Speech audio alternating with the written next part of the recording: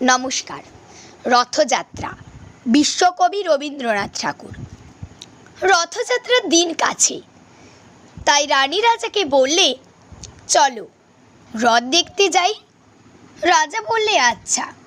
ঘোড়াশাল থেকে ঘোড়া বেরোলো, হাতিশাল থেকে হাতি, ময়ূর পঙ্খী যায় সাড়ে সাড়ে, আর বল্লম হাতে সাড়ে সাড়ে সিপাই সান্ত্রী। দাস দাসী দলে দলে পিছে পিছে চলল। কেবল বাকি রইল একজন, রাজবাড়ির ঝাঁটার কাঠি কুড়িয়ে আনার তার কাজ। সর্দার এসে দয়া করে তাকে বললে, ওরে তুই যাবি তো আয়।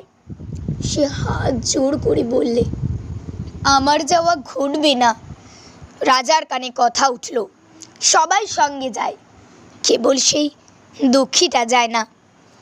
রাজা দয়া করে মন্ত্রীকে বললে, ওকেও ডেকে নিও, রাস্তার ধারে তার বাড়ি। হাতি যখন সেইখানে পৌঁছলো, মন্ত্রী তাকে ডেকে বললে, ওরে দুঃখী, ঠাকুর দেখবি চল। সে হাত জোড় করে বলল, কত চলবো, ঠাকুরের দুয়ার পর্যন্ত পৌঁছই, এমন সাধ্য কি আমার আছে?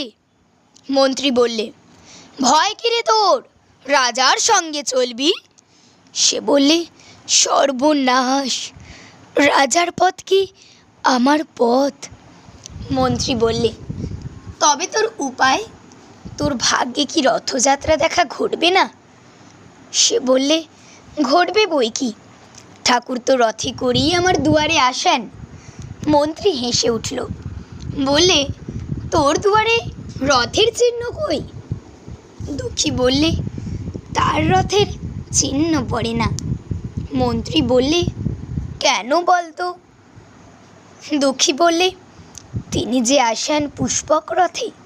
মন্ত্রী বললেন, কই রে সেই রথ? দুঃখী দেখিয়ে দিলে, তার দুয়ারের দুই পাশে দুটি সূর্যমুখী ফুটে আছে। নমস্কার।